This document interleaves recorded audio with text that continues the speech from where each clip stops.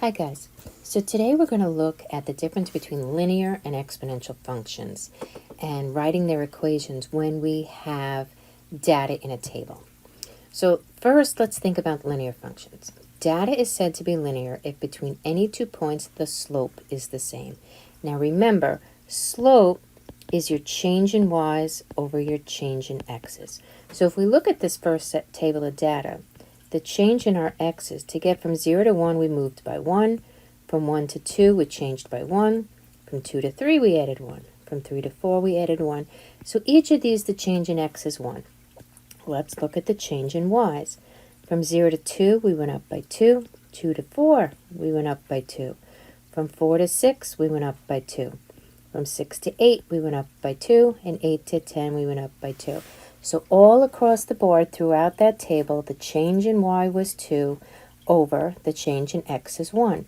So this table has a constant slope, which is 1, which means that the data in this table represents a linear function. Now let's look at an exponential function. Now exponential functions do not have the same slope. So when you subtract, you're not going to get the same numbers. Data is said to be exponential if when you divide two consecutive terms, the same number results. Remember, their ratio is the same. They have the same growth factor that you multiplied by the same number over and over again. So what we do is we take a number, not the first y value, but the second y value, 12,930, and divide by the number that came before it, 12,000. And if I put that in my calculator, I'm going to get 1.0775. Then I'm going to try again. I'm going to go to the next number here, 13,932.08, and I'm going to divide by 12,930. And I'm going to get 1.0775. And there's a few more digits. I think it was a 003. This is not going to be perfect because you can see that all of these numbers are rounded to the nearest hundredth. And if we're rounding, our growth factors might be slightly off. When we're finding our growth factors, 1, 2, 3, 4, 4 digits after the decimal, if we're consistent to 4 digits after the decimal, we're pretty darn good. Okay, it's not going to be perfect. That's okay. So the next number would be 15,011.81 divided by the number before it, 13,932.08. And if we do that division, we also get 1.0775. And again, 16,175.23 divided by the number before it, 15,011.81. Lo and behold, these numbers are coming out all the time as the same value. So all of these numbers have the same ratio. There's the same growth factor. So for this particular set of data, it is exponential. And our growth factor, some people use A for the growth factor, 1.0775. So our growth factor here is 1.0775, and that's exponential. Now we can take this another step and write the equations. Now when we have a linear function, it's easiest when we have this data, usually, to use the slope-intercept form of the equation of a line, y equals mx plus b. We find the slope by subtraction. We did that in our first example. And then we find the y-intercept. Now remember, the y-intercept is 0b. It's the value of y when x is 0. So if we go back and we look at this problem we were doing before, right here, the value of y when x is 0 is 0. So we know that our y-intercept is 0. And we already found earlier that our slope is 2. So if we have y equals mx plus b, that means y equals 2x plus 0. But guys, we're in pre-calc. What is 2x plus 0? It's 2x. Nobody is going to leave that plus 0 on there for me, right? Now the exponential equation. So the exponential equation is y equals y naught a to the t. And it doesn't matter if you use a t or an x. That's up to you. And sometimes it goes by what the table is. So here we have an x in this table, so our equation would be y equals y naught a to the x.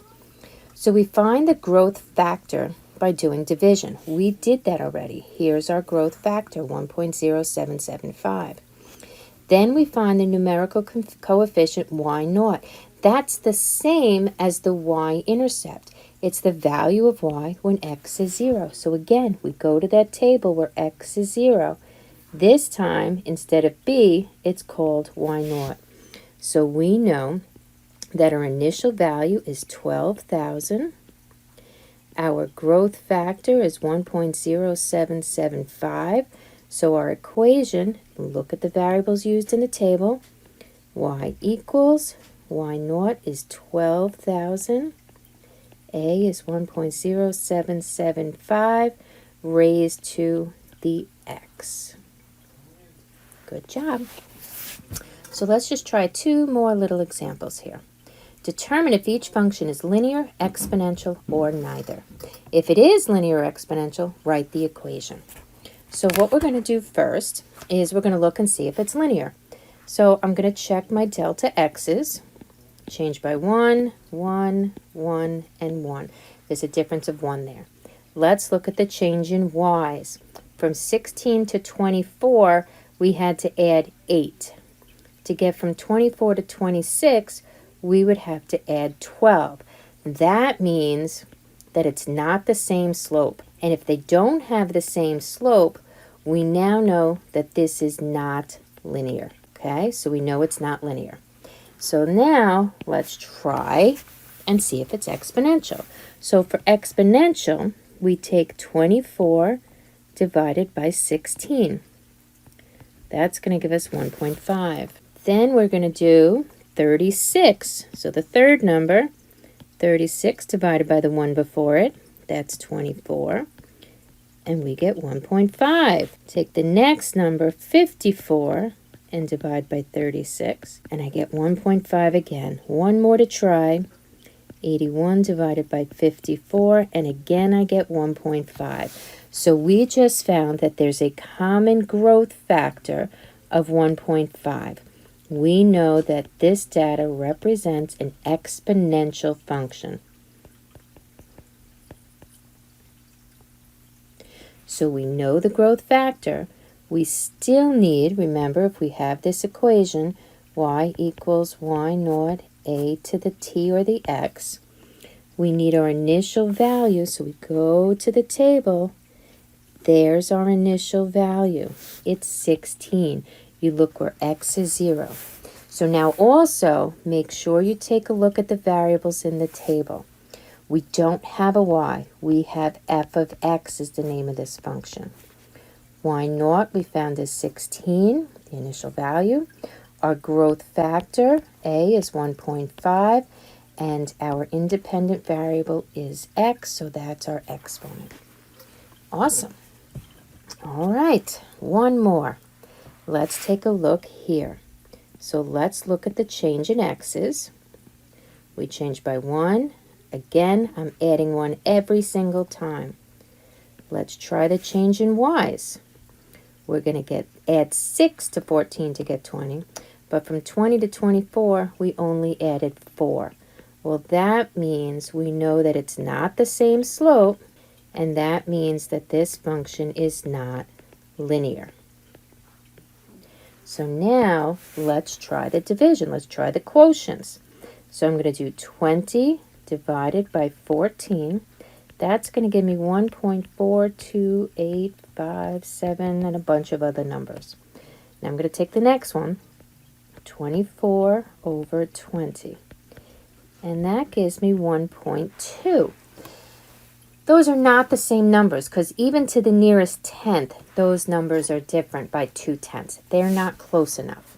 Okay, they're not close. If we're out to 4 digits after the decimal and we're off by a little bit, that's one thing. That's a rounding error.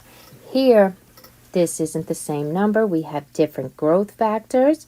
Okay, so therefore, it's not exponential. So our answer to this one is that it's neither linear nor exponential. Okay, guys, so remember, linear functions have the same slope. You do that by subtracting. Exponential functions have the same growth factor, the same ratio. You find them by dividing. Write your equation for a line, y equals mx plus b. Your slope, your y-intercept is the value of y when x is 0. Your exponential equation, y equals y naught a to the t. A is that common ratio you get by dividing, and y naught is the value of y when x is 0. All right, guys, see you soon.